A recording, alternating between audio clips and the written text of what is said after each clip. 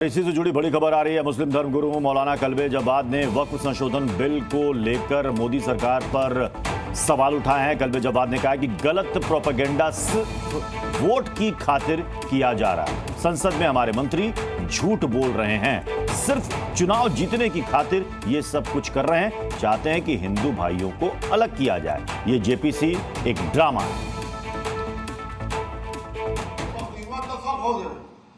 ये धोखा दिया गया, ये बेमानी की गई है, जिसकी वजह से वो कह रहे हैं कि साहब वक्त की तादाद 10 साल में बढ़ के दुगनी हो गई। बढ़ी नहीं है, घटी है। 70% वक्त जो है वो गवर्नमेंट के और माफियाओं के कब्जे में है। 70% वक्त गवर्नमेंट माफिया कब्जे में है। और पूरी कोशिश की है गवर्नमेंट की कि जो जमीनें वक्त हो ये अडानी को, अंबानी को दी जाएंगी। ये क्योंकि ये किसानों से हार गए, ये किसानों की जमीन लेना चाहते हैं। और चलिए बात करते हैं लब जिहाद की, जिसको लेकर के इस वक्त यहाँ माहौल गरमाया हुआ है। हमारे साथ राज कमल गुप्ता जी हैं, वीएचपी के नेता, हाफिज नूर अजहरी हैं, मुस्लिम स्कॉलर हैं, साध्वी शिवानी दुर्गा हमारे साथ हैं, हाफिज गुलाम सरवर भी हमारे साथ हैं। राज कमल गुप्ता जी, आपने कहा कि हिंदू समाज सचेत हो जाए, हमारी बहन बेटियों को सुरक्षित करने के लिए इनका इलाज स्वयं करें। इलाज का मतलब क्या है आपका? किस तरह के इलाज की बात कर रहे हैं आप? मेरा इससे केवल तात्पर्य ये है तो गरवाए जो हमारा गरबा का कार्यक्रम होता है वो पूर्ण रूप से स्वस्थ मन से एक धार्मिक आयोजन है। उसके अंदर नाम परिवर्तन करके और कलावा बांध के हिंदुओं की एक्टिंग करके आने का क्या औचित्य है?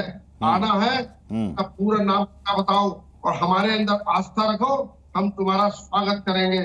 लेकिन ये कह के आप भी नहीं, आप भी कह रहे हैं कि गोमूत्र पीने के बाद ही एंट्री मिलेगी और क्या?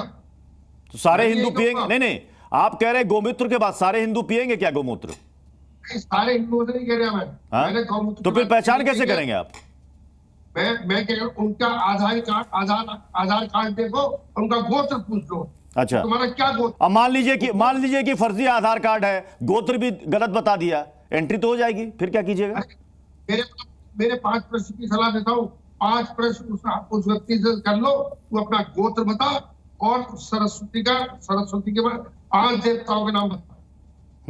कोई नहीं बता सकता, सब फर्जी बातें हैं। हाफिज गुलाम सरवर साहब, कहा जा रहा है कि गजवाए हिंद बनाने की कोशिश की जा रही है। बरेली कोर्ट का जो फैसला आया है लब जिहाद पर, उसको सामने रखकर कहा जा रहा है, कोर्ट की टिप्पणी को, जिसमें कोर्ट ने कहा है कि देश में पाकिस्तान बांग्लादेश जैसा माहौल बनाने की कोशिश की जा रही है। देखिए, हाँ, गिरिराज सिंह जी हमारे सांसद हैं, मैं वहीं का रहने वाला हूं और उनके नेचर से, व्यवहार से सभी लोग अवगत हैं। अभी पूरा जिला बाढ़ में डूबा हुआ है। अब ये बाढ़ जिहाद पर कुछ बोल ही नहीं रहे हैं। किस अब्दुल ने पूरे बिहार को पानी में डुबाया?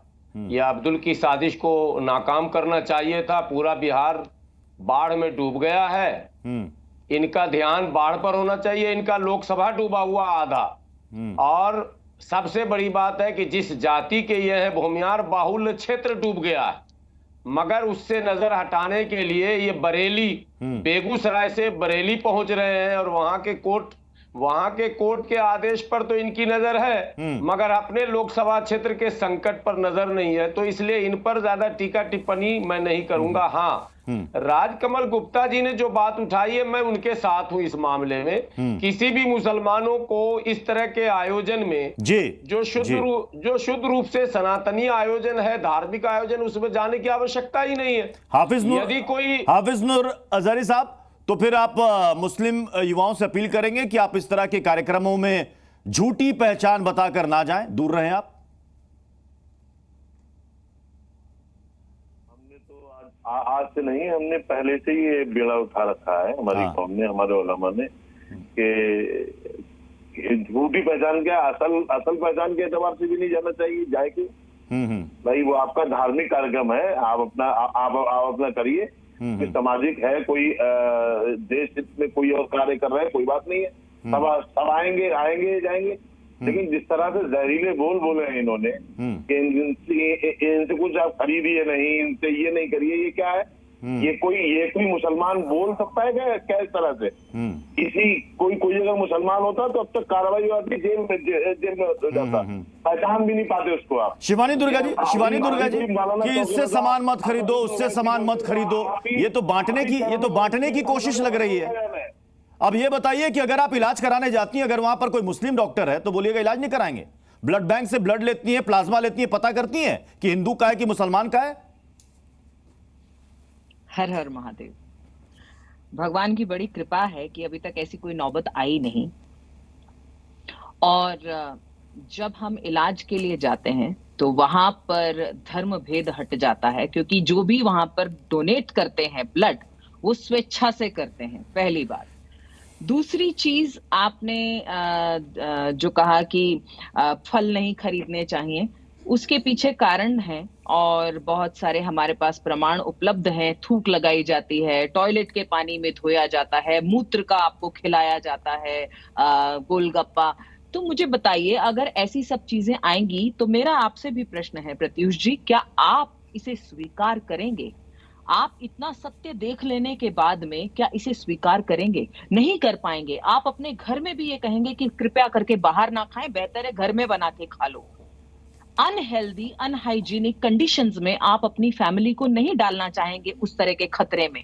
तो हम डेफिनेटली आज एक ऐसे दौर से गुजर रहे हैं जहां पर ये परेशानियां हम झेल रहे हैं। तो हमें, मुझे लगता है, चाहे वो मुस्लिम समाज हो चाहे हिंदू समाज हो, इसको एक तरीके से बैठकर बातचीत से इसे तरीके से सुलझाना चाहिए, ना कि उलझाने की क्रिया करनी चाहिए। जी, सुलझाना चाहिए बातचीत के जरिए।